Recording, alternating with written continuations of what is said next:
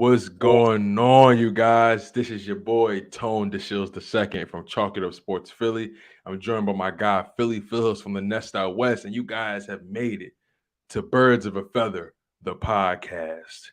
And we're super grateful for you guys being here. As you guys already know, we're live streaming on 2 channels. We're live streaming on Chalk It Up Sports, and we're also live streaming on the Nest Out West. So make sure you guys like, comment, and subscribe for not only my content at Chalk It Up Sports, but also subscribe for my man, Philly Foothills, the Nest Out West as well. My man is back in full effect. My man has been putting the pedal to the metal.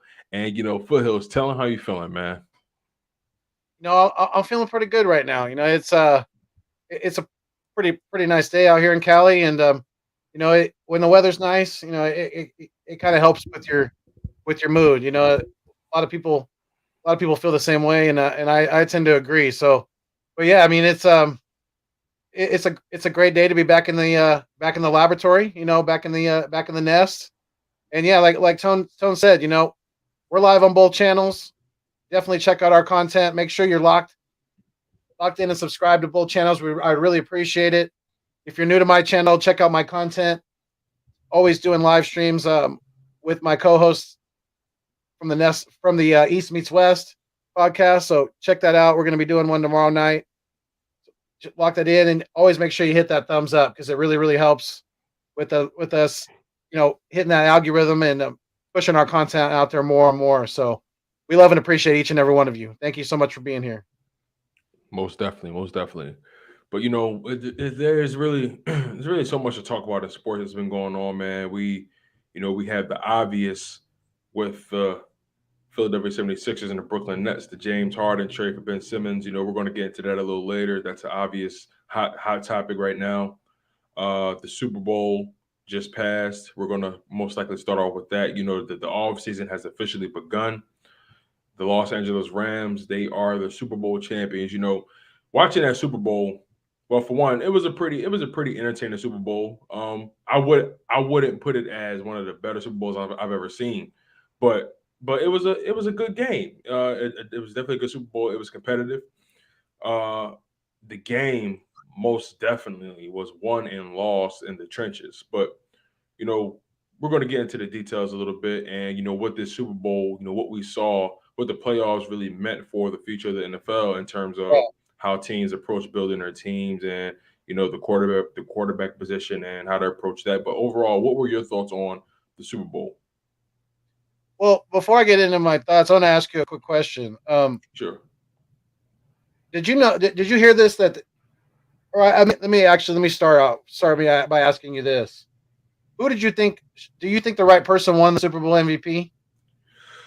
If I'm being completely honest, which you always usually are. That's what I love about you. Right.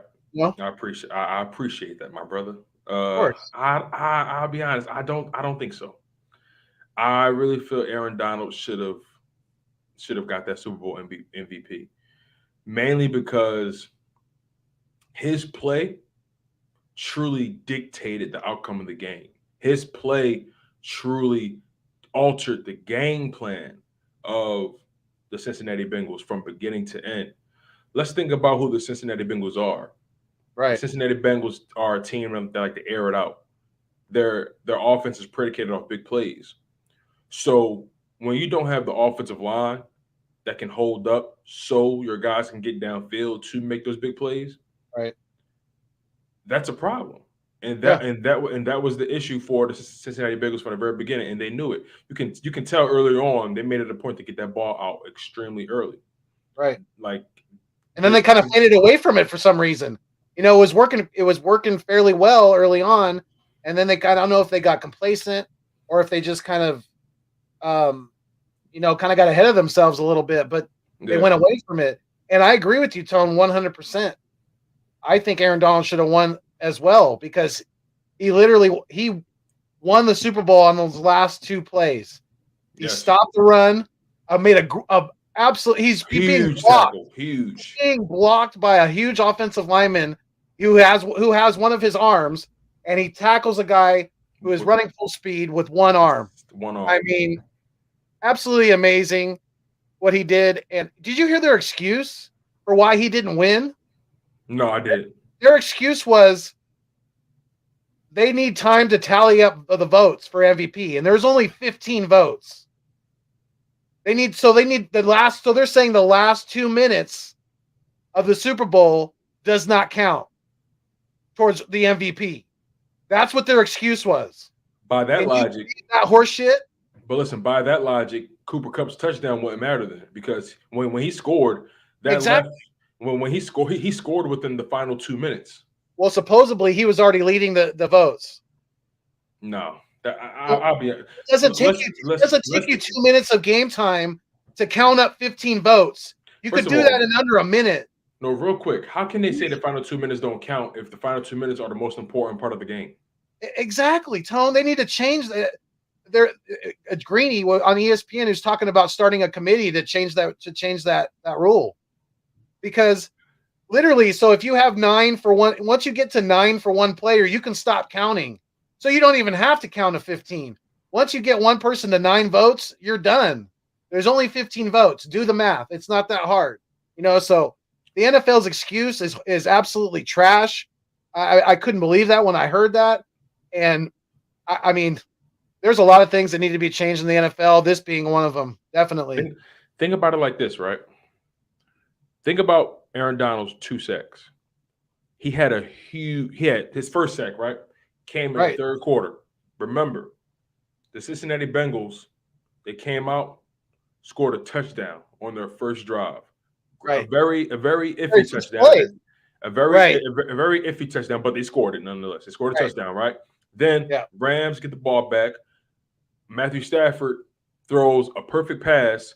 The tight end or whatever his position was, the receiver bobbled the ball, forced it, caused the interception. Right now, that would have been the perfect moment for the Cincinnati Bengals to bust that game wide open. Right? They could have won that game dead in there. Yep. But you know what happened?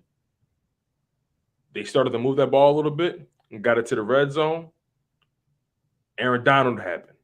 Donald had a huge sack on third down, which forced them to kick the field goal, keeping the game within arm's reach. Once that sack happened, the Cincinnati Bengals offense was completely non-existent after that. They got away from running the ball when they didn't need to. I don't know why they started to go to Shane Perrine instead of Mixon towards the end. Oh, yeah. I don't understand that. But regardless, when you think about Aaron Donald throughout that entire game, he was constantly shifting the momentum of the game. He was constantly dictating the outcome. I understand that Cooper Kupp had a huge final drive. He caught like 5 passes, and he had a run or something like that. I understand he played a huge part. I understand he caught 2 touchdowns in the game. I totally get it. But let's be honest. Odell Beckham. If Odell Beckham wouldn't have got hurt, he would have been torching. Like he was eating more than Cooper Kupp up until he got hurt. But regardless, Aaron Donald, he dictated so much more of the outcome for that game. If you're going to give it to Cooper Kupp, you could have. If you're going to give it to the offensive guy, you should have given it to Matthew Stafford, the guy that threw the no look pass. You know what I'm saying? The guy that was passing the ball, the guy that was keeping the 15 play drive alive. My whole thing is you cannot be so blind to the fact that Aaron Donald impacted that game from top to bottom, from beginning to end, before the game even started. Right. And it's not like Matthew Stafford led, like a Joe Montana-esque drive where they just went right down the field and scored a touchdown. It wasn't flawless. They literally had that first pass interference was definitely questionable on the linebacker at the goal line there. Yeah, the second one was definitely, worthy of a flag. But they literally when they scored the touchdown, they were literally on 9th down. So they had plenty of tries to score down there on that drive. And like you said, it wasn't the prettiest, but I think Aaron Donald was absolutely robbed, and I wouldn't blame him if he retired. If he was retired and went into broadcasting or TV or movies or whatever he wants to do. Wrestling, I don't, MMA, I don't know, who knows. But Aaron Donald, he's done everything in this NFL. He's got the Super Bowl championship. He yep. has multiple Defensive Player of the Years, multiple first team All Pros, multiple Pro Bowls, multiple times leading the league in sacks and tackles for loss. He has nothing left to do, and he has nothing left to prove in his NFL unless he wants to try to win a Super Bowl again. But I'll be honest, this is it for the Rams. They're like this. Unfortunately, the way their team and the way their finances and the way their draft situation is set up, this had to be the year they won it. Any other year beyond this, it's a far cry. That's just my humble opinion. Sure, they still have Matthew Stafford. They have Cooper Kupp still. But a lot of people forget. A lot of people are like, "Oh, well, Odell got hurt. Odell tore his ACL. I don't know if you heard that, but he's going to be out at least. I mean, if at the minimum 9 months. So you're looking at like October at the earliest that he could possibly come back. But he's a question mark. But a lot of people forget that they have Robert Woods coming back. So they're going to have Woods. They're going to have Kupp. Matthew Stafford definitely. He took down Tom Brady in the playoffs. So you have to tip your hat to him. I know it wasn't the prettiest along the way, but he's the one holding the trophy at the end. So, he may very well have sealed his ticket to getting a yellow jacket at this point with the stats that he has. I understand a lot of people are like, whoa. His win-loss record is terrible. Well, that's because he just came to the Rams. It's not like he's been there for years. He was on a terrible, terrible team for a long time in Detroit. So him and Megatron kept that team relevant. Absolutely. And then when Megatron retired, really young, Matthew Stafford was like left out to dry. They didn't try to build around him or retool the team or anything like that. So and he could have asked out earlier than that. He stayed with that team for about 11 years, 12. He stayed with that team for a long time. Yep. Obviously they paid him. Definitely the front nine of his career was sacrificed in Detroit. He's not a young pony anymore. He's only got maybe 3 to 5 years tops left in him. I probably these days quarterbacks are lasting a long time. So right. Matthew Stafford, I'll probably give Matthew Stafford, like you said, like maybe another 5 years at the most. Yeah. And that's pushing it, because sometimes guys, hang it up, when they're, they just don't, it's more than just playing on Sundays. It's the preparation and, all that kind of stuff. So, and if he feels that the Rams are, in no position to get back to the promised land, then what's the point? He's already got a ring. So. Right. And here's another thing too. The word is that the Rams are cooking up a contract extension for him, right? Now, whatever that contract extension is, whatever it is, that's going to be the end of his career. Like whatever years that they add, when that contract's over, he's gonna hang it up. But that's what I think. But Tom Brady changed the narrative for these guys, man. Tom Brady kind of opened up a can of worms, and a lot of these guys. Let's be honest, especially if they love the game. And Matthew Stafford strikes me as the kind of guy that truly loves the game. If he loves the game, he's going to play. He's going to play for as long as he's physically able. Right. Well, even Tom Brady's not. I mean, he's still leaving the door open. I know everything that he said on Instagram, but you noticed in that. Well, I don't know if it was 8. I heard it was like 7 or 8 pages long or something like that. He never said retirement or I retire. So Tom Brady's leaving the door wide open. You may see him take a year off, and then who knows if the Cowboys are looking for a quarterback, maybe he goes to Dallas. If his hometown Niners are looking for a quarterback, maybe he goes to San Francisco to play one or two more years. You never know with this guy. He's like Benjamin Buttoning it with the way he takes care of his body. So it's crazy. Yeah, it is crazy, man. The TB12 diet, right? But that dude, man, he's a freak. He's a freak. But overall though, I did enjoy the Super Bowl. It was competitive, and like I mentioned before, that game was won and lost in the trenches. Let's talk about that because I said it was going to be. I called it. Yep, and I'll be honest. I wanted the Bengals to win, but I had a feeling the Rams were going to. You know what I mean? Like my heart said Bengals, but my mind said Rams. Yeah, So I was kind and of the same way. I right. was kind of the same So way. exactly. When you think about it from that respect, the Bengals' most glaring weakness heading entering that game was offensive line.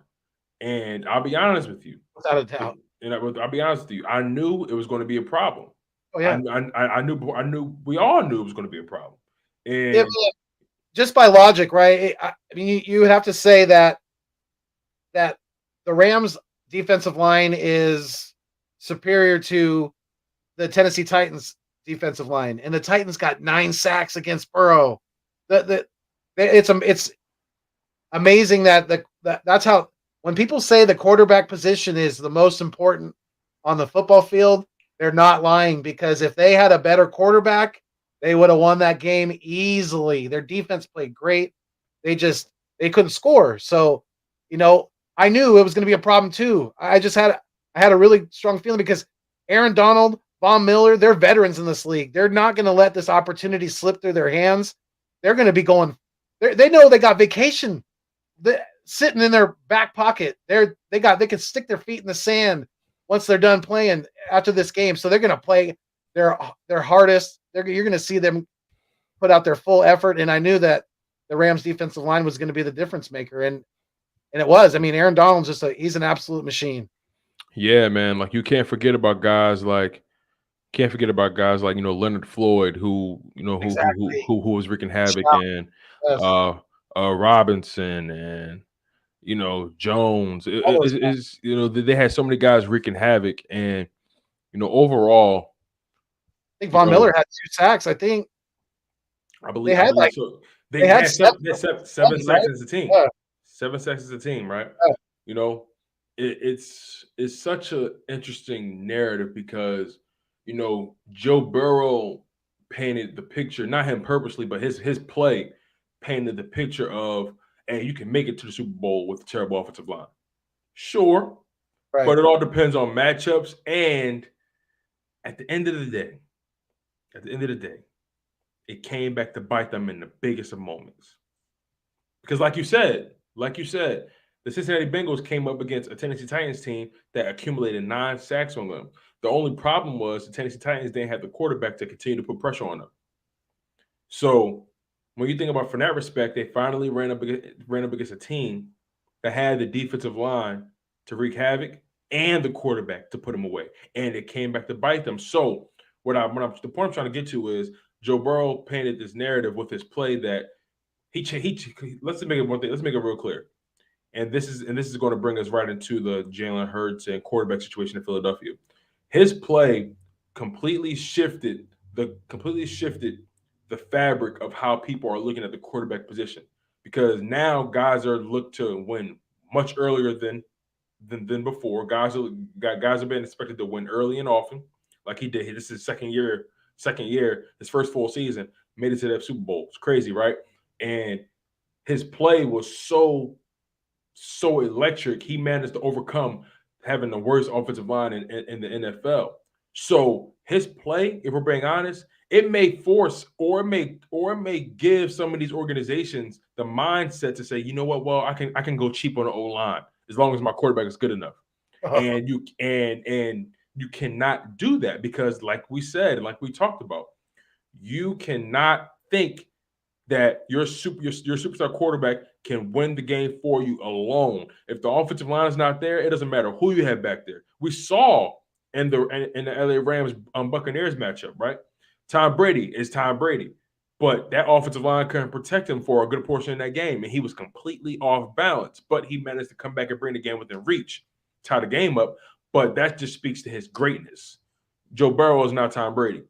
Joe Burrow still is growing as a player, as a quarterback.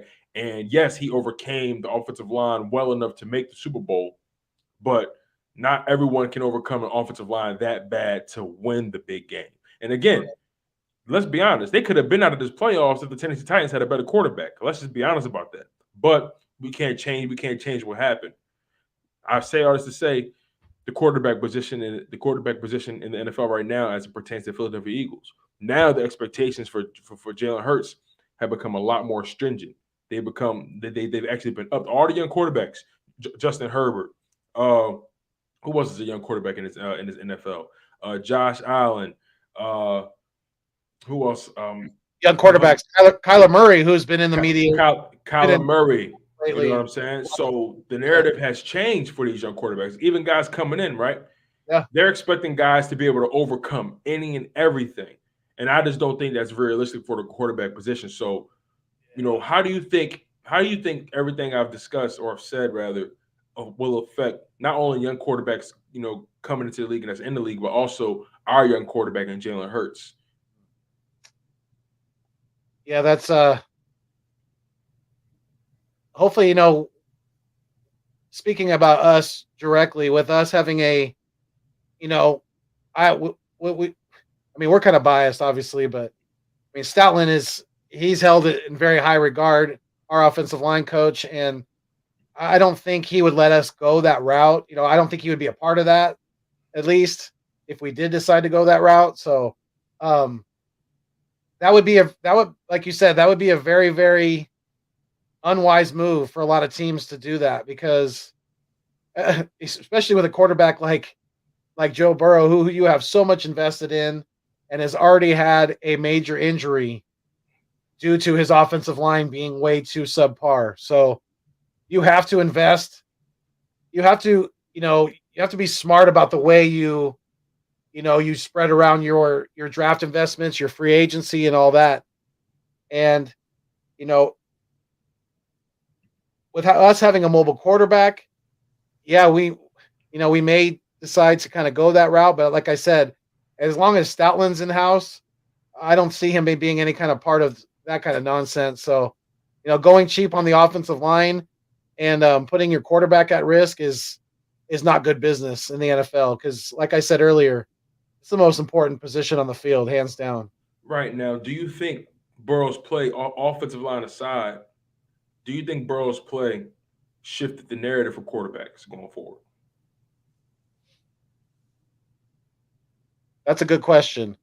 Um, to a degree, yes, because of the fact that what he was able to do, being his really his first full year in the NFL, coming back from a major knee injury. So, you know, on the other side, though, you can only, not everybody's going to be Joe Burrow. I think he's a very talented guy, and he's going to do a lot of things in this league, because especially if they do invest in the offensive line and they're able to protect him and prolong his career. Because we've seen guys who get beat up in this league and their career doesn't last very long. Guys um, like David Carr. You know, just when they're a punching bag back there, they're not going to be back there very long. So you have to protect your quarterback, and to maybe some upper echelon guys coming out of college, guys that have done some of the similar things that Burrow has done, then maybe yes, some teams would tend to kind of push that narrative more. But I don't think it's going to be like a trend in the NFL. I don't. And I think he's a special one. I don't think he's like he's not. You don't see quarterbacks come out like him every year. He's got ice in his veins to a degree. The kid doesn't blink in the face of adversity. He didn't get the job done at the end there, but a lot of that again is due to his offensive line. He wasn't getting protected. So, Tough you as have to hell. He's you tough have as to hell. oh hell yeah, he is. And I like his swag. I like his bravado, whatever you want to call it, his moxie. I love his he's not afraid to stand out, and it's fun to see, guys come in that not only can play really well but have good character too, have entertaining character, who are smart guys, but they're also, got great personalities too. Yeah, he plays with a lot of juice, plays with a lot of swagger. He does. When you He's got got guys he's on got, your team, he's when you got big got ones. guys like, He's got big ones, if you know what I mean. He's not afraid yeah, to for sure, sit in that for pocket and sure. take those hits. Those cojones, you're right, man. Got he literally, again, having that kind of swag, having that kind of juice, you got to have it playing at LSU. You know what I mean? With guys like Jamar Chase, Justin Jefferson, all especially those guys, man. especially under Coach O. You got to get it done. You got Yeah, to get it done with the oh, gumbo, Coach yeah, O. yo, Coach O, yo, Coach O. Oh my God, man! Don't get me started. But you Right? know, speaking of a quarterback position in Philadelphia, Jalen Hurts, he's under a lot of pressure. He recently got an ankle surgery. But knowing the way this organization, knowing the way the Philadelphia Eagles handle business, especially with the quarterback position, Yeah. they're definitely going to be evaluating the market. And if they see a window of opportunity to score a legit veteran quarterback, and again, now let's shift the narrative from the Matthew Stafford situation. Matthew Stafford getting traded to the Rams, his first season going to a Super Bowl. His narrative, did that change? Did that change things? For quarterbacks, for veteran quarterbacks, going to different situations. Did that make it more plausible or more likely for other teams to say, well, let me try to trade for a veteran. My roster's already ready made. You know what I mean? So, do you think the Philadelphia Eagles, as a matter of fact, I'll frame it like this. What are your thoughts? Let's just jump right into it. What are your thoughts on the reignition of the Russell Wilson rumors in Philadelphia? Because at the Pro Bowl, everyone pointed out the detail that he signed a kid with the Eagles hat. You know what I'm saying? He signed his hat. That was the only thing he signed before he got in the field. You know what I mean? So, what are your thoughts on the whole Russell Wilson situation reemerging in Philadelphia right now? Is there video of that? That's the first I've Yeah, heard of. yeah. So there's a video of him coming out of the Really? tunnel, during the Pro Bowl, and they had the divider up, and one of the kids, everyone's like, "Yo, keep signing this, keep signing this, keep signing this," and he saw this, it was his kid. The kid had an Eagles hat. He grabbed it, signed it real quick, gave it back to him, and and left the tunnel. Wow. Hmm. Yeah, That's interesting. I did not hear that. So, I mean, I've been hearing rumors that supposedly him and Seattle are trying to keep things copacetic, and he's possibly staying in Seattle. But you know, the rumors are going to fly until the decision's been made.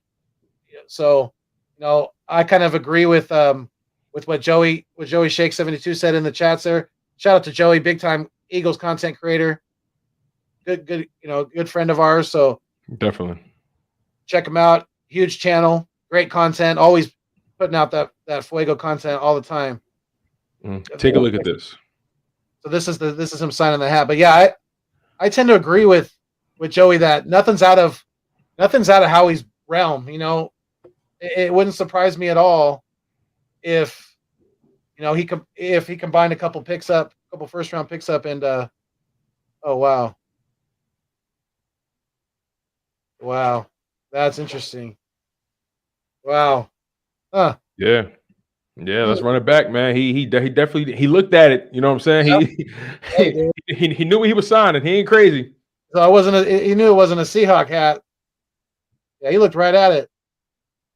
It's not like he did it real fast and wasn't even looking. Yeah, he signed it in full. He Wow. put his John Hancock on there. I'll tell you that. That is something interesting right there, definitely. Yeah, man. Yeah. So whether he did it just to kind of spark things up and to because he knows how the Philly media is and things like that, to try to get his thing in back into trade talks or whatever they need to get done. But for sure.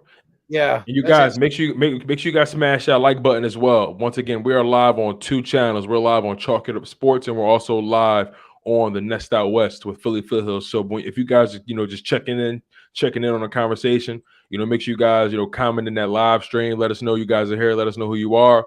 Make sure you guys smash that like button. You know what I mean? You guys, we want your thoughts on this as well. This conversation goes nowhere without you guys. We need your input. We would love to hear your thoughts on this, on the Philadelphia Eagles quarterback situation. did Matthew Stafford and Joe Burrow change the narrative for not only young quarterbacks entering the NFL and in the NFL, but also for veteran quarterbacks looking for fresh situations to win championships? So, this Super Bowl, this playoffs created a lot of conversation, a lot of talking points just for the quarterback position and, Yeah, and how teams want to approach building their team. So make sure you guys smash that like button and continue to comment in that live stream. We would love to hear your thoughts on the situation.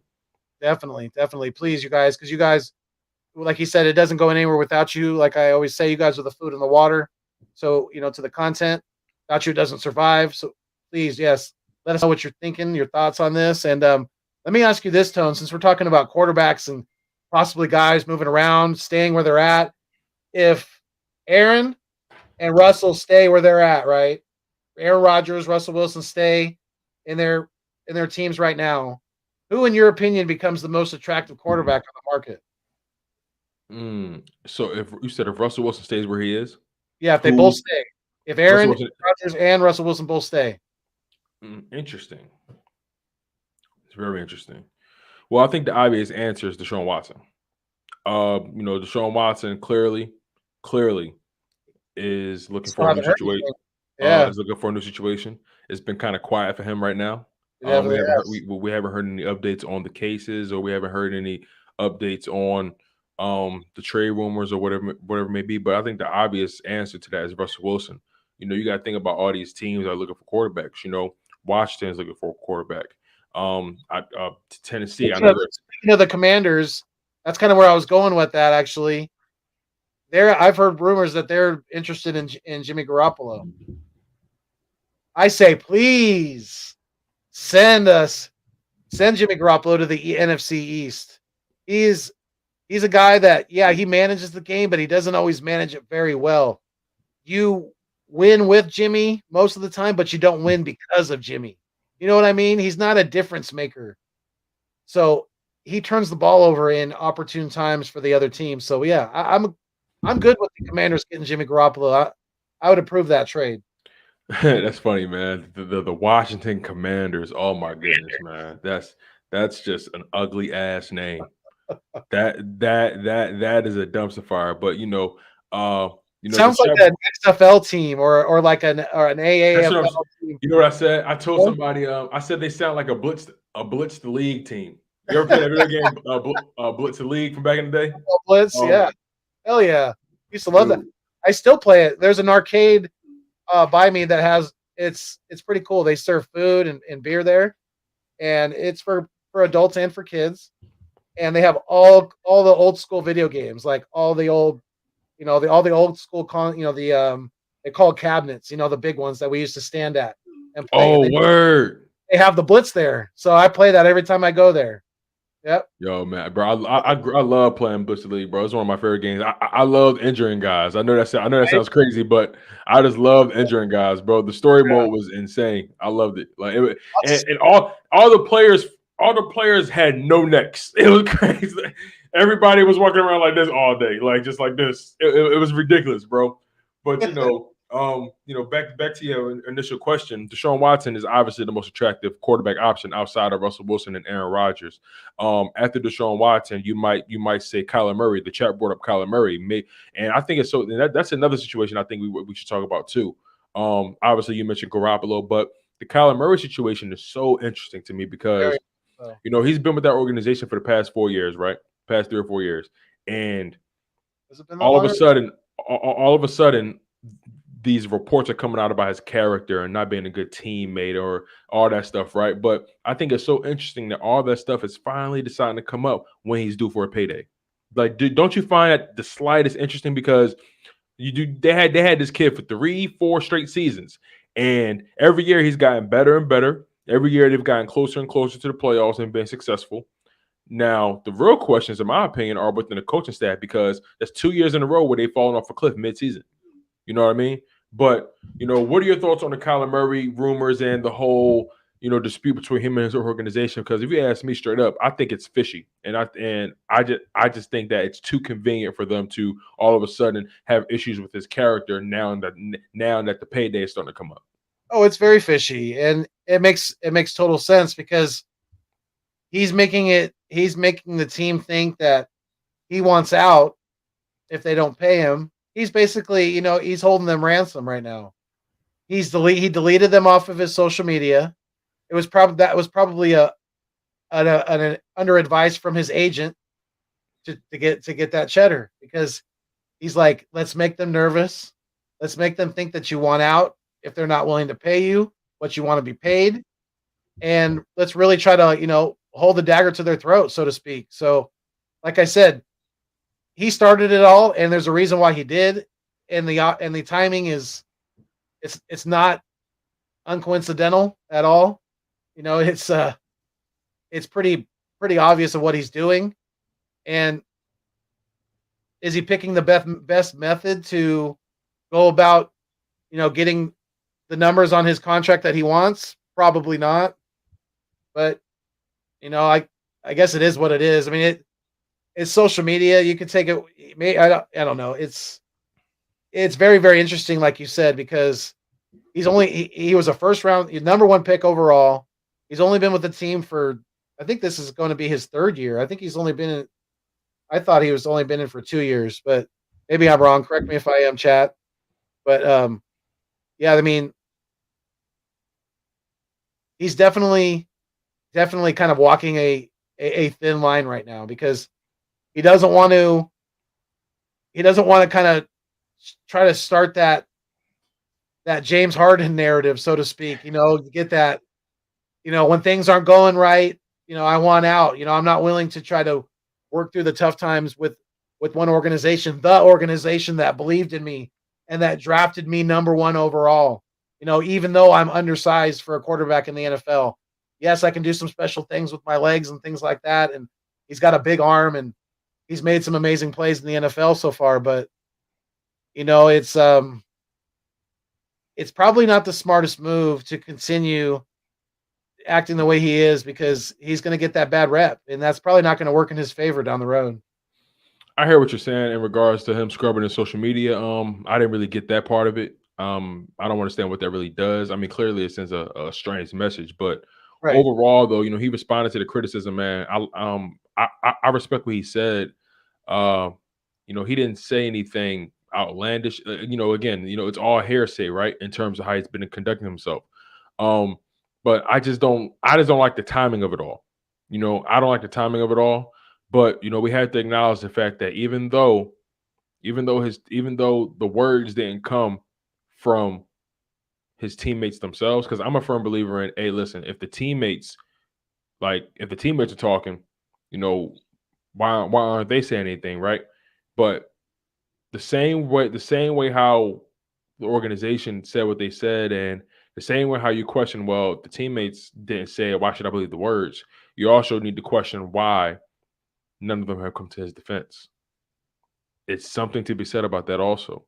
They've been pretty quiet. Now, if players have come to his defense, and I don't know, chat, please let us know. If you guys have saw any tweets from any Arizona Cardinals right now, if they said anything since Kyler Murray, was outed as being a poor leader, if those words have come out, from guys, guys having his back, please say so. But I haven't seen anything lately, to signify that the words aren't true. But I also haven't seen anything to say the words are true. So I don't have a strong opinion either way. I just believe that the timing is significantly interesting. Yeah, I do too. And you would think that if his teammates really believed in him and really had his back, you would think some of them would come out and speak forward on the situation. But like you said, to our knowledge, nobody has. So okay, Michi says Larry Fitz says something about it. Okay, do you guys?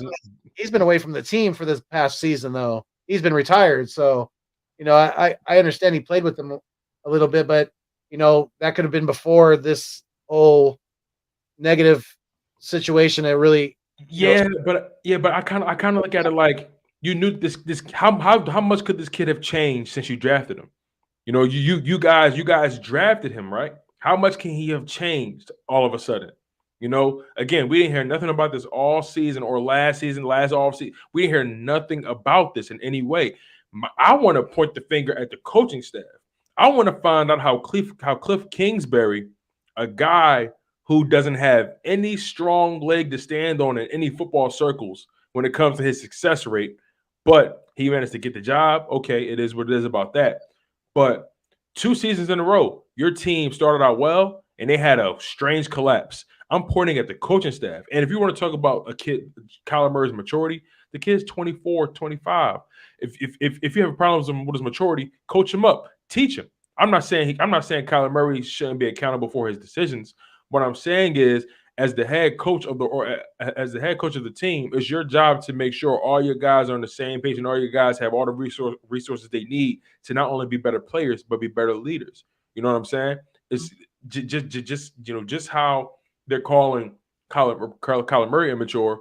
It's fair to question whether or not that head coach is immature. That team has fallen off a cliff 2 times in a row.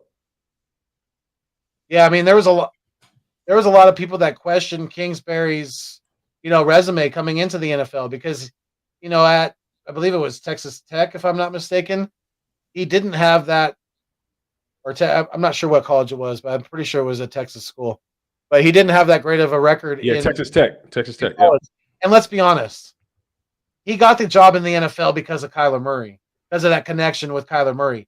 That's why he got the job. No, or at least that had a very, very strong influence on him getting the job. Much like if Aaron Rodgers happens to go to Denver, that's going to be a strong influence as to why that gentleman, the former offensive coordinator of the Packers, is now the head coach of the Broncos. So things kind of, work in similar ways sometimes. So, yeah, I mean, definitely the coaching staff has a very, very high level of responsibility towards this situation and the success of Kyler Murray so far in the NFL. The coaching staff, the organization, there's they definitely gave him one of the best weapons in the league. And he has weapons on offense. He has good running backs too. And they were doing well. Everything was going great until D-Hop got hurt. Yeah. Once D-Hop got hurt, right. They fell off a significant cliff. But that goes back to coaching. As a coach, you have to change the way y'all win. I feel like I feel like they were so D-Hop centric. Kyler Murray and D-Hop centric. Once D-Hop got hurt, it's like Cliff Kingsbury got exposed as far as like can he make adjustments? And let's be honest, the Cardinals had that division in the bag, and then they just dropped the ball in the final 4 or 5 weeks of the season. It was just a total collapse. And my opinion about the reason why they did collapse is, like you said, you hit on it. They lost their major weapon and D-Hop, but Kingsbury's offense is. I mean, if you look at it, it's pretty. There's not a lot of complexity to it.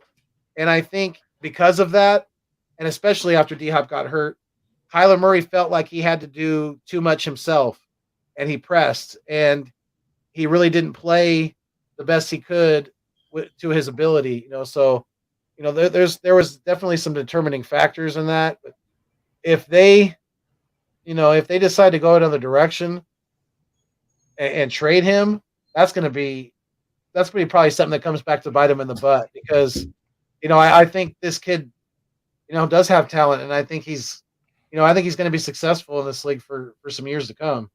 Yeah, for sure. Now, granted, Kyler definitely does need to improve. Granted he lost D-Hop, but you still had AJ Green, even though AJ Green is even though AJ Green is a shell of himself. You still had AJ Green. You still had Zach Ertz. You still had James Conner. Christian Kirk. You know what I mean? Christian Kirk, you still had some viable weapons, and that's why I need to look at the coaching staff. I'm like, what was the game plan? Yeah. What was your game plan? Like did you guys truly try to help this team succeed? Like, did you guys truly make adjustments? Did you I'm telling you, like it's something fishy about that coaching staff. There's no way all that talent just can't get it done. There was a disconnect between the players and the coaching staff in that playoff game against the who did they play? Who did they lose to in the playoffs? They got spanked by the Rams. By the Rams. Wow, yeah exactly. Walk around. Yep. Got spanked by the world champs. Yeah. They got blown out. And I wouldn't be surprised if someone like I wouldn't be surprised if someone like Jim Harbaugh ends up in Arizona after this year. I know he re-signed with Michigan, but things always change. And if they're looking to move on and get a new coach, and if they've already by then they would already have given Kyler a new contract, and if they're looking to get a new coach, he's shown that he's worked very well with young quarterbacks. So that would probably be a strong choice if they decided to go that way. Definitely, definitely, man. Shifting gears. Yeah, We've let's talk about the free agency market and the upcoming draft. There are there's a lot of talent. There's a lot of talent. There's a lot of there's a lot of guys that are going to be available. How do you think the Philadelphia Eagles should approach free agency and the NFL draft as far as their needs? yeah. Well, if it's you know in the draft, it's kind of it's always going to depend on whether we stay where we're at, if we keep all three picks. So that's definitely a huge factor. But I want them to in the draft. I think there's enough defensive talent out there to go defense, defense, defense in the first round. I really think there is. I don't think there is going to be um, more than. I mean, I think there's going to be a decent amount of defensive help in free agency, but free agency, I think we should most focus on trying to get guys in here on fairly team friendly deals to boost up our offensive line depth because there's situations are going to come about. We still don't know about Kelsey. Is he going to retire? Is he coming back for another year? Well, the trend so far, from what I've heard, he is going to come back. It's not official, but everybody, every report I've seen says he's trending more so to come back rather than not come back. I Yeah, feel like I feel like if his mind was made up, he would have he would have said so by now. Too much time has passed. I feel like he would have made his mind up, fairly quickly. Besides, I think like let's be honest, man. He was an All Pro this year. yeah, All Pro. What? Yeah. You can go out on top, but he has so much left in the tank, in my opinion. yeah. I think so too. And I think as long as, like he said recently in an interview, as long as his body is going to allow him to play, then he's going to play. He definitely has the drive to still do it, and then, like you said, he can still do it at a high level. He's one of the best centers in the league, and he plays with a lot of pride. So I would love to see him come back for another year. And if he does, then you know maybe we look into wide receivers in the free agency market. We need someone on the opposite side of Smith. And I don't know, how are you leaning, like, as opposed to, because I've seen lots of mock drafts that have us drafting a wide receiver in the first round. I don't What's your feelings on as opposed to drafting a wide receiver in the draft, or maybe getting one in free agency? see. I don't mind if you draft the wide receiver in the draft, but I don't want another wide receiver in the first round. I just see it's all about value, right? It's all about getting the best value for where you're picking. Right now, we're at the 15th, 16th, and 19th spot in the NFL draft. I don't see. I feel like we need to go out and get the top defensive talent as early as possible, as we can in this draft. There's no need to waste time. You can get a wide receiver later on in the draft. There's always guys that there's so much talent in the wide receiver position in any draft class. You can always find a guy later on. You know what I mean? But you know, there's like, for example, I think the Eagles should consider looking at the defensive end out of Purdue. Um, George Karlaftis. George Karlaftis out of Purdue. Dude is an athletic freak, 6'4", 275 pounds. He was born in Greece, but moved to the States when he was 13. A multi-sport player. and he's a relentless He's gonna be pass rusher. he's gonna be Relentless. knocking the baklava out of quarterbacks. He's relentless, bro. He has such powerful hands. You know, when he's attacking.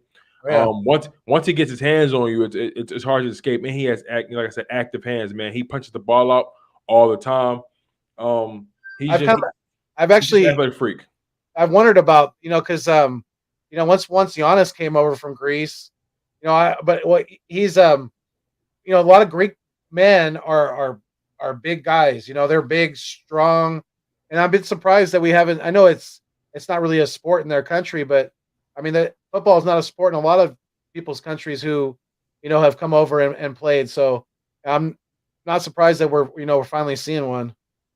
Yeah, for sure, man. Like I said, that kid George Karlaftis, he's a freak, honestly, man. And Another great, he's technically sound as well, very technically sound because he has to be. See, the thing is that the reason he isn't seen in the same class as guys like Kayvon Thibodeau or Aiden Hutchinson is because of his arm length. He has right? the height, has the size, but his arm length, he doesn't really have the longest of arms. But that kind of works to his advantage when it comes to um, having strong punch moves when he's going up against guards and offensive lines. You know what I'm saying? He can rush out of the two he can rush out of the 2 point stance, 3 point stance, versatile guy. Now he relies a lot on power, so he is going to have to increase his repertoire as far as finesse moves, but he has a great foundation as well. Other guys I feel like we should look at, Devin Lloyd and Kobe Dean. Those guys may be available at that 15, 16 spot. You know what I'm saying? That's, Um, those are let's linebackers, right? those two are linebackers. Look, but we all know quarterbacks, they move up in the draft standings, the closer the draft gets. Oh yeah. Don't be surprised if you see 2 or 3 quarterbacks get picked in the top 13, top 14. You really don't be surprised. But the Eagles really can't screw this first round up. They really can't. Now, what they do with those first round picks all remains to be seen, though, because will they use it on a guy like Russell Wilson, to try to bring him in? Will they take a shot? And like we talked about, there are so many teams looking for a quarterback. What the Washington football team, potentially the Indianapolis Colts, Denver Broncos. I know the Tennessee Titans said they're sold on Ryan Tannehill, but after that playoff performance and after they saw how they lost and how the Super Bowl went, there's no way they lock in. There's no way they keep Ryan Tannehill in that building for an extended period of time. You think about other teams that may need a quarterback. Man, oh man, the list goes on and on.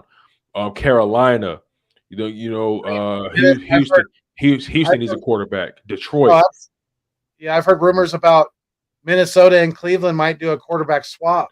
Pittsburgh. You know what I mean? Oh Like yeah, there's it's lots of teams out there. Tennessee could be possibly looking to upgrade the quarterback position. exactly, man. Could you Exactly. Tampa imagine if Bay. Could you imagine if the Titans got Russell Wilson? I mean, look out! They're going to be right there in the That top would of be. the I ain't gonna AFC. lie.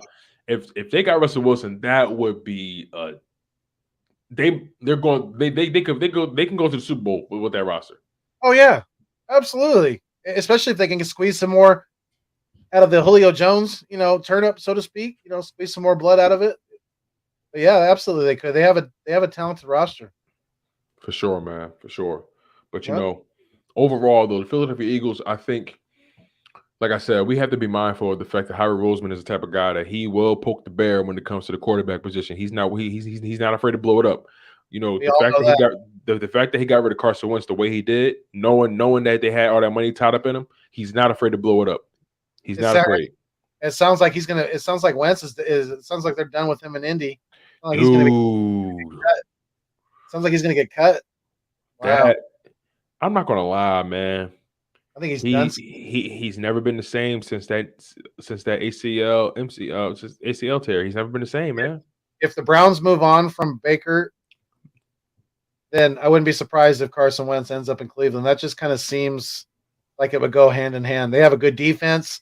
They might think that he could, maybe possibly get them into the playoffs, and It would be kind of a similar situation as Indy.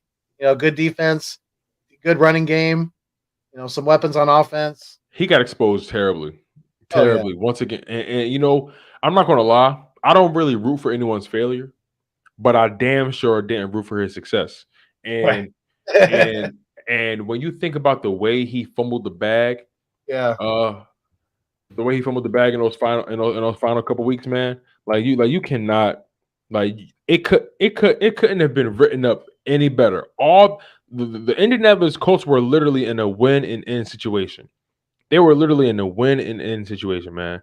They lost the final two games against the Raiders and against the Jaguars. I, I just don't understand how you allow that to happen, and you're supposed to be the franchise guy. You're supposed to be the de facto leader on that team. You're the quarterback. There's no way you allow that to happen. You guys only muster 11 points against the Jacksonville Jaguars. That is completely unacceptable. And the Colts, they knew for a fact they had a legit roster that can make some noise in that playoffs. They knew. That's why I'm convinced they're going to make a knee jerk reaction. They're going to shop him. They're going to try, see what happens, but most likely they'll probably cut him before the contract gets a little too hefty. Listen. They're so pissed off. Ursay is not afraid to take that. He's not afraid to take that 15 million hit. He's not no, afraid.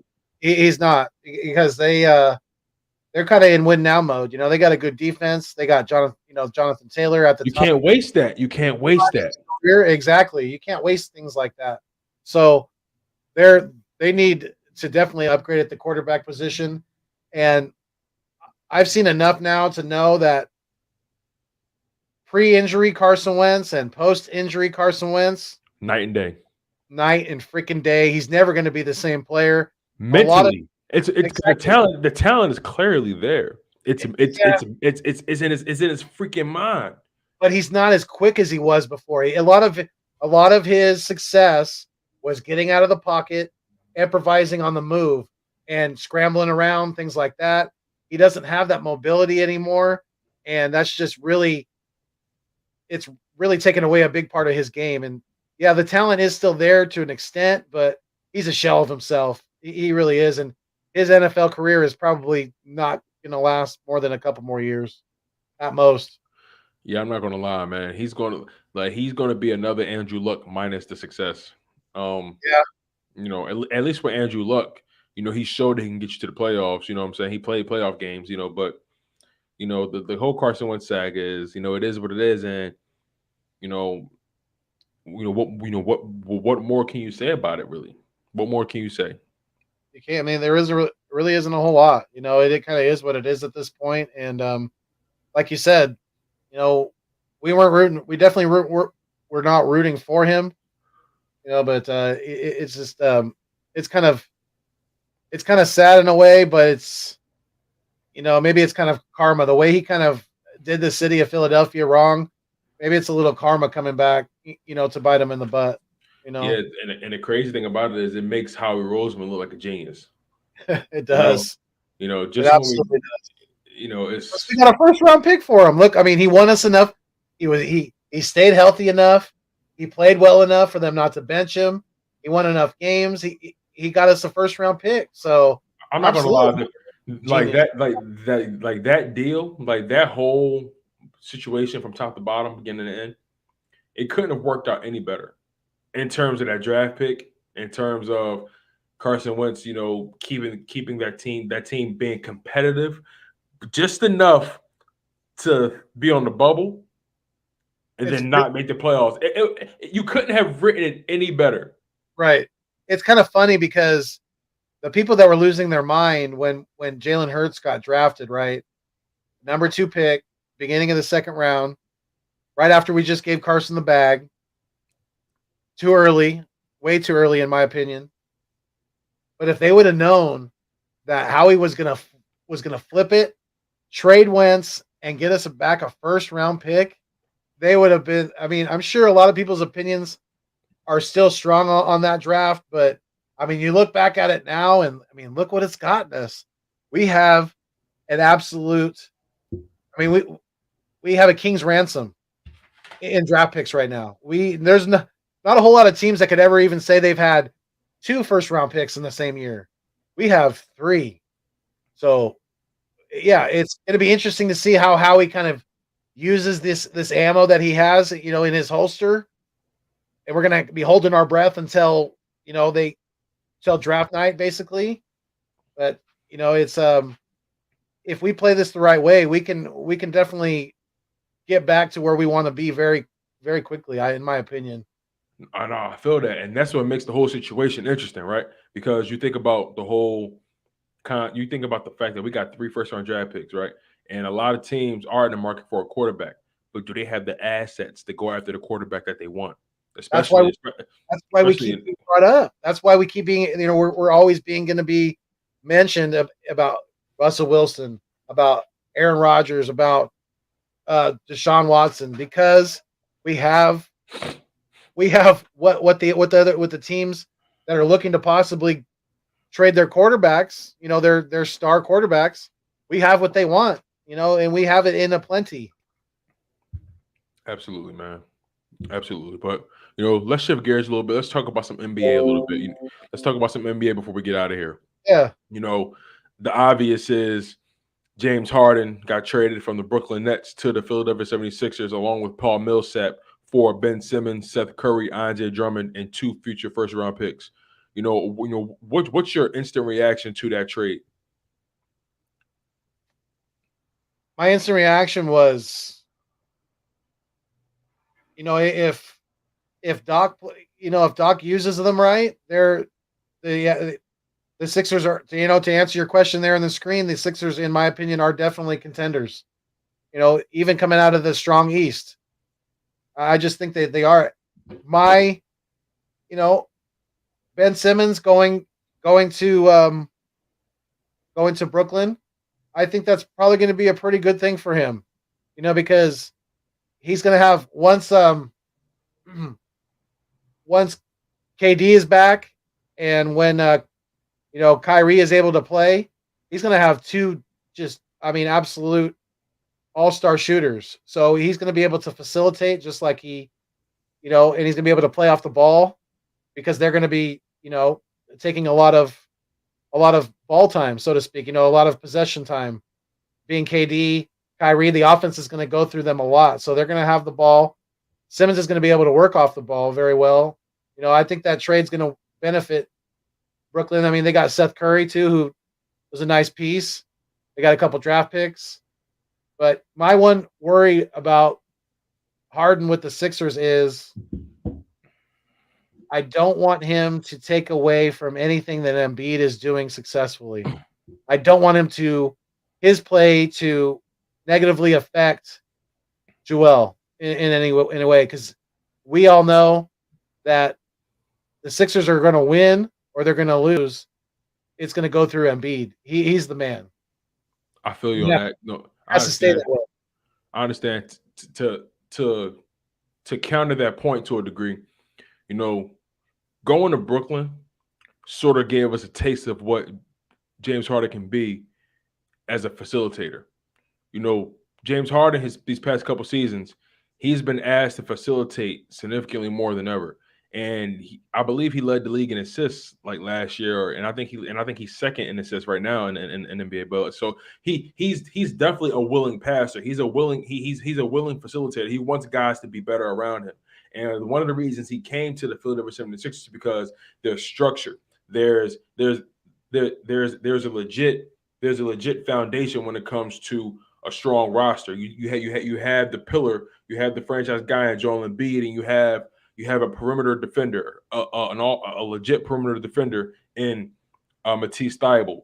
You got a wing that can score on all 3 levels in Tobias Harris, who can give you 20 points easily. You got the young up and coming Tyrese Maxey, who can score on ball and off ball. The Right. combo guard, can also score on all 3 levels. Has significantly improved as a shooter, particularly at the 3-point line, from 30% his rookie season, to now he's shooting about 38%, 40% from the 3-point line this season. So he's improved tremendously as a shooter. On top of that, you have guys like Niang, who's a stretch 4 who can shoot the 3. You got Paul Millsap, who's a stretch 4 that can shoot the 3. You have Shake Milton, who's a combo guard who can come off the bench and give you quality minutes. He can give you 15 at any point. Yep. Um, Now you got you know, Drummond too. we traded Drummond. Oh, that's right. Drummond was Yeah, Drummond was a part of the contract, so or part of the deal. We did sacrifice some size getting James Harden, but we did get better when you think about it. We weren't getting anything from Ben Simmons in any way. So we ultimately had to make that move. As a matter of fact, both players had their press conferences today. I'm not sure if you had a chance to get a glimpse of any of them, but I watched both of them, man. My instant thoughts. I'll go Ben Simmons first. Ben Simmons' press conference to me, he clearly was holding back in terms of his true feelings about the city, the organization, how things played out. uh, Um, I don't think you know I don't think I honestly don't think that situation was handled properly on his part. And I know he's been saying mental health and all that kind of stuff. And I really don't want to jump out the window and say he's lying, but you know because I feel like that would be unfair entirely. I do believe there's something mental going on because there's no way as an NBA player you conduct yourself the way you conduct yourself, especially in the playoffs last season. And there's no way that you just shy away from shooting the ball entirely. It's strange. It has to be mental. There's no way. It's not. So I do believe there was definitely some issues going on with him internally, especially since you won't shoot the ball. It's one thing if you're not efficient at shooting the ball, you're just not shooting it. And then even outside of the shooting, because the city actually got over that, the fact that you weren't shooting. We just wanted you to be aggressive. His aggression began to subside, and it made you really question what's going on with him. What's going like, and it just didn't make sense. But he spoke on the situation, and he was he was really all over the place in my opinion. He was contradicting himself entirely. He was saying one thing and then leading on to another. It was one moment it was mental health, then he'll in another in the same breath he'll say, well, it wasn't about mental health. It was just all over the place, really. Then you think of, it kind his press conference, in my opinion, kind of felt like a funeral. And you think about James Harden's press conference, it seemed like, you know, a revival. It was more vibrant. It was more energy, more positivity. It just, you know, like the bottom line is the Sixers have less the Brooklyn Nets have more questions than answers when you compare it to the Philadelphia 76ers, you know? yeah. It's I think that the trade was is going to be. I think it's going to be good for both teams. I really do. I I think agree. I do agree on that. both teams are going to benefit from it. You know, the 76ers definitely finally got that guy to to really help them take them over the hump, and I think there's a good chance that he does. As long as he's going to be able to stay healthy, and play out this second half of the season because we're pretty much up against the All-Star break now. I think most teams only got maybe one or two games left before the break, but yeah, I mean, big time acquisition getting James Harden because he's one of the like you said, he's been able to facilitate and he can score too when he wants to. He's probably one of the more pure shooters I've seen in the last probably 15, 20 years. So you know James Harden, they got to take advantage of this because he's not getting any younger. Absolutely. He's not old in any means, but he's not getting any younger. He's had some issues with physical conditioning and things like that. So hopefully that's not anything that's of a concern, being that he's kind of been on the shelf for a little while nursing this. What is he? Doesn't he have like a hamstring injury right now that he's coming back from? Yeah, he's dealing with the minor hamstring Oh, injury, but body stuff. I'll be honest, I don't really think it was significant. I think he was kind of, using that as kind of excuse to kind of, bail on Brooklyn. Yeah, But I think he's trying to add validity to that by not playing the next two games or not playing until after the All-Star break, kind of just to add some credence to, what he said. Um, but you're right. James Harden has had a little bit injury, a little bit problem with his hamstring as of late. That does go back to conditioning and making sure that he's physically fit, physically prepared.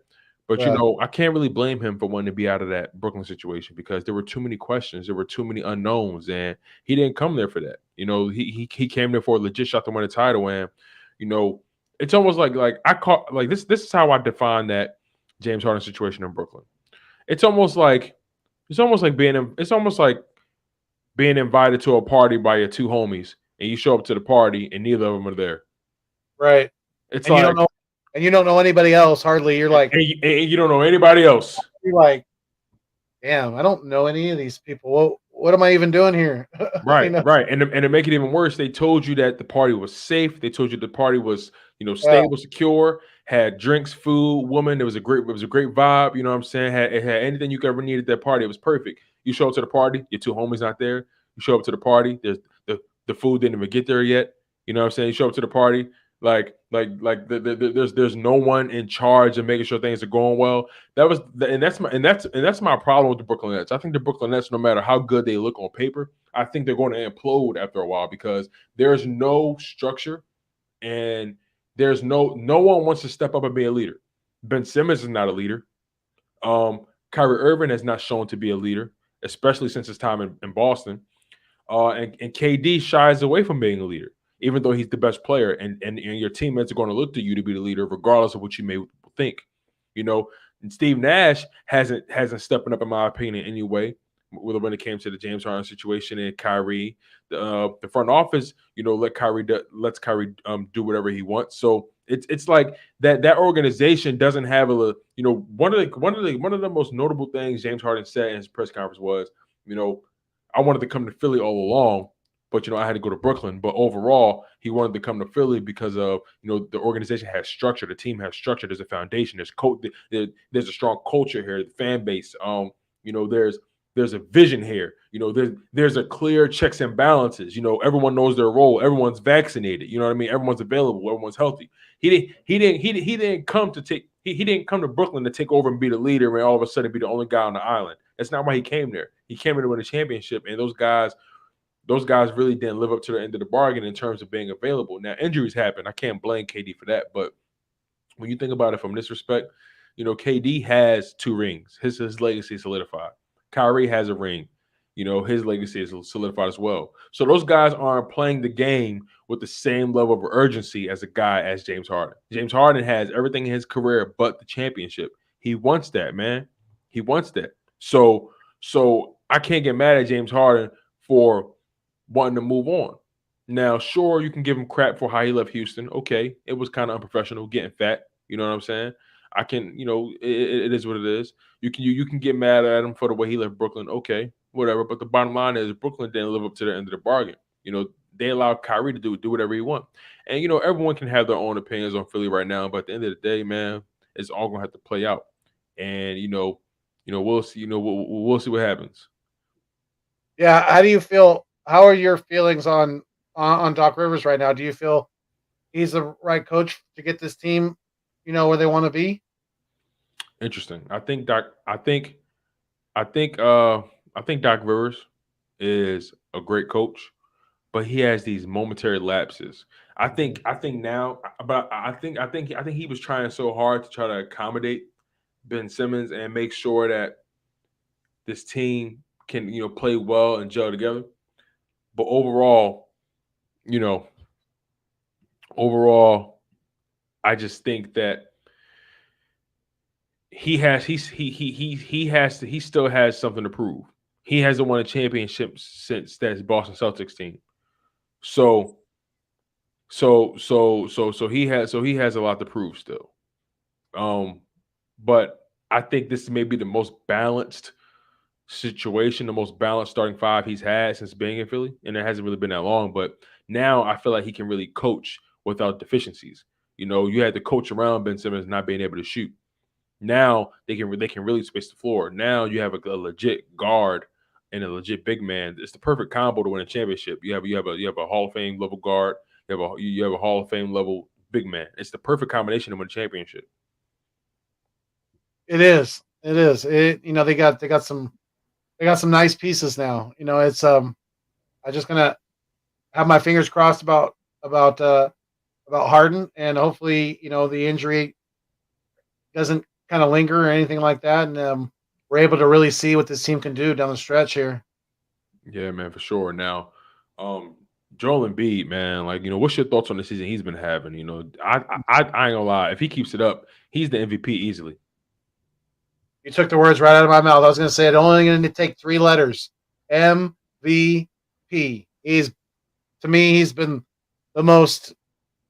He's the most dominant big man since Shaq in the league, bar none. He really is the most dominant big man in the league since Shaq. You know, and the the big time AD is not no longer in basketball in LA. It is now in football. That Aaron Donald is the new AD in Los Angeles. So, you That's know, funny. Anthony Davis can kind of take a back seat with that nickname, but the it's got. I wanted to touch on something you said a little bit earlier about Harden kind of taking it easy, because he wanted out of Brooklyn, and I kind of felt the same way about uh, De'Aaron Fox in Sacramento right Ooh, before interesting. the trade deadline. Interesting. Perfect segue Because because you're more in tune with the Sacramento Kings. Perfect. yeah, he had an ankle injury that was, they didn't even know how he did it, when he did it. It was just supposedly something that came up, and it was kind of lingering, and it was right before the trade deadline. So, I think maybe he was sending a message. Either if Make you're a going to move or move move me. exactly, exactly, pretty much. Yeah, I would think that's what it was, and they decided to move Halliburton, which I really, really disagreed with. I think that kid's going to be a phenomenal talent in this league, and you know, a Terrible decision. I think so too. I mean, they got Sabonis, who's he's a talented big man, and they've won a couple games since getting him. But I mean, they got a lot more issues than that in Sacramento. They have, you know, coaching issues. Gentry is not going to be the guy going forward, so they're going to have to get a new guy in house, and it's gonna be a while still until the Kings are anywhere near, back to being any kind of playoff contenders.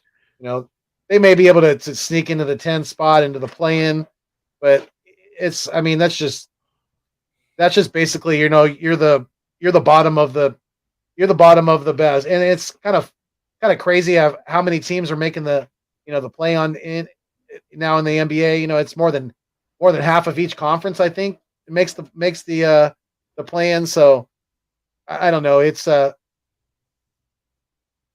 me, I wouldn't have made that move, but we'll see how it pans out. I think I think THB is going to be, he's going to be a possible perennial all-star for the Pacers, and I think that you know, I think the Pacers are going to be back to the playoff spots before the Kings are. I just think so. Yeah, I would definitely agree with that. The Pacers made a good move going to Tyrese Halliburton. He's a future star. Yeah. His ability to not only create his own shot, shoot, shoot from distance, and Yeah. and facilitate Right. play make. It really blew my mind that you guys got rid of him. I know. I don't know if they thought him and De'Aaron Fox couldn't coexist. I disagree with that. Right. Um, I don't think they but gave it enough time. I they think that's what it definitely did. was. I think that's what it was, and they didn't give enough time. They pulled the trigger because they got a guy that they were kind of leaning towards making a move for in Sabonis. So, and he's young, but he's only under contract for a couple years. So, Right. if things don't turn around semi quickly in Sacramento, he may be out of there before long. He may be going down to the Lakers or to the Clippers or something like that. Because from what I've heard, his wife's from California, so he likes being here. That was part of the reason why he accepted that trade. And um, it's it's interesting because I was glad that they got rid of Buddy Hield, though, because Buddy Hield to me is very overrated. A lot of people say, oh, he's talented, and he is in spurts, but more times than not, Buddy is gonna shoot way too much, and he doesn't really play team ball. So I was glad that the Buddy Hield is out of Sacramento, and the Pacers can do with him with what they may. But I'm tired of people. I was getting really tired of people saying that, oh, Buddy's going to get out of this shooting slump soon. He's not. He was never really in a shooting slump. He's just not that great of a player. That's just who Buddy Hield is. He's going to be that. If he's on, he's on. But more times than not, he's not. And when he's not, it's bad. Yeah, yeah, man. I agree with you, and it's so funny because right now, the Sixers are getting shellacked by the Boston Celtics right now. They're going to lose this game, but this will be their worst loss of the season. But they've been hot for a while. These games happen. Jeez, Right, right, right, 101 to right, 58. Yikes. yeah, right now That's 103 to wow. 58. Really bad loss right now. But that's okay. Um, Yeah. that's okay. I'm not happy about it, but it's okay because at the end of the day, things are going to start. Things are going to start to clear Yeah. up. Oh yeah. So I mean, on any given night, if the ball doesn't fall, it kind of it tends to snowball in the NBA, and you just kind of get in a funk, and you have a bad night, kind of like the Kings did last night. I mean, they only put up 85 points against the struggling Brooklyn Nets team that's missing all of their stars. Basically, Simmons didn't play last night. I don't think he did. no, he didn't. No. He just got introduced today, so Yeah. they don't have KD right now.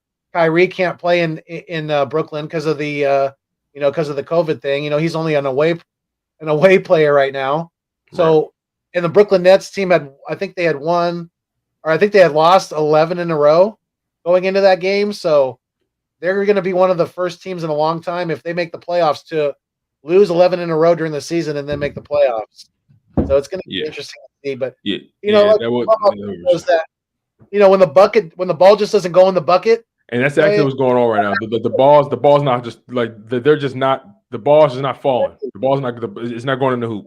When the ball doesn't Um, fall, then guys start hanging their heads because they get down, and then the defense. It's like it's a trickle down thing that the defense suffers because they're not going to. If the score is way out of hand, they're not going to put the effort on the defensive end, and the other team's just going to go Absolutely. off. That's what's happening Absolutely. right now. Absolutely, man. Absolutely. But um, conversation's definitely been great. Let's close this bad boy out, man. What are your final thoughts on the Philadelphia Eagles off season? And what are your final thoughts on the Philadelphia 76ers and their playoff aspirations? What are how can you put a button on this? Well, with the Eagles, we got to be smart as how we approach free agency. We're going to have some a good amount of spending money, but let's not be like a kid in a candy store and go spend it all. Don't let it like burn a hole in your pocket. Be smart about it. Don't make any dumb decisions in regards to trading away these draft picks. I think we need to use them and use them smartly. Like you said, take the best defensive end. If we stay at 15, probably take the best defensive end at 15, and then at 16, you probably take the best corner, Linebacker, maybe. Or linebacker. corner. Yeah. Yep. And then at 19, who knows? Maybe a safety or wide receiver. I don't know. It's going to be interesting. Like we said earlier, you never really know what Howie Roseman's going to do, but I think we definitely. I'm excited about the Eagles this offseason. I'm excited about the draft come April, and I think we got a good chance of you know being a playoff contender next year. I really do. Especially if Hurt stays and he continues to grow and things like that. So I'm excited you know about our birds going forward. I really am. I think we got some good things ahead of us. And as far as the 76ers, it's going to be fun to watch these guys play together. Like you said, Maxi, um, the Joel Embiid and James Harden combination is going to be amazing to watch.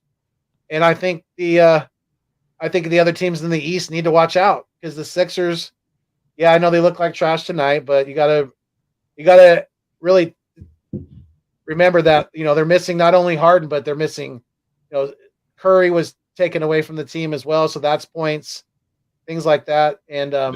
And You know, like you we just said, have, the ball's really just not falling tonight. yeah, Listen, it's a marathon, not a sprint, right? And you're going to have these nights where things are just not falling for you. You're gonna have those nights, man, for sure. Yeah. But my man, Philly Foothills, it's always a pleasure, my guy. I love linking up with you, man. The conversations are always fun, and you and I always get to it, my man. Any final words, promote the Nest Out West. Let them know where to find you because the links are down below if you want to support the channel. Make sure you guys like, comment, and subscribe for more.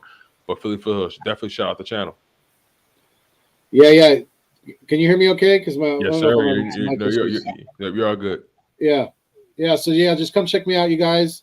The Nest Out West. I'm gonna be doing some videos on draft and free agency and things like that, and my thoughts about the team, going into the off season, quarterback situation, running back situation, thoughts about returning coaches and things like that. So I'm going to touch on a lot of it. I'm always doing my East Meets West podcast, usually on Wednesday nights we usually do it around 9 or 10. Just depends on schedule availability, but 9 or 10 p.m. Eastern time. Come check me out. We usually triple live stream it from my channel, The Nest Out West, from AK Eagles channel, Eagles Uncensored, and from Vic 3's channel as well. So yeah, come check us out. Always make sure you hit that thumbs up. Make sure you do that tonight as well, because we're double live streaming. We're working hard for you guys, trying to provide you guys that good content. So yeah, check me out definitely. If you're not subscribed to the channel, please help me out. Please help me out with the watch hours too, because I am still roughly about 1,500 watch hours away from becoming monetized. So, any of my content, even it doesn't matter if it's older content, if you could, put it on, even if you need to mute it in the background on your laptop, as long as it's playing, you could help me out with the watch hours. I would really, really appreciate it. And make sure you turn on that notification bell. That way you never miss any of the content. And yeah, you guys keep up the strong fandom we have in Philadelphia, whether it's Eagles, whether it's Sixers. Keep it going. Keep it fuego, like I always say. And until next time, stay mean, stay green. Thanks for viewing us on your screen. But most importantly, like I always say, keep it fuego. Yes, sir. You guys, make sure you guys like, comment, and subscribe to my man Philly Foothills from the Nest Out West. But also make sure you guys like, comment, and subscribe to Chalk It Up Sports, where no matter if we win or if we lose, we just gotta charge it to the game. A lot of content's coming for you guys, man. A lot of NFL draft content, a lot of NBA content. There's so much going on in the world of sports. And you guys I always give you guys my unadulterated emotion analysis and my opinion on things, because that's just how I roll, man. Like I said, man, make sure you guys like, comment, and subscribe on all the content from Chalk It Up Sports, where no matter if we win or if we lose, we just got charged to the game. I'm your humble host, Tone DeShields II, and I was joined by my man Philly Foothills from the Nest Out West, and you guys were locked in on Birds of a Feather, the podcast. One love, stay humble, stay healthy, and most importantly, stay hungry. And we out of here.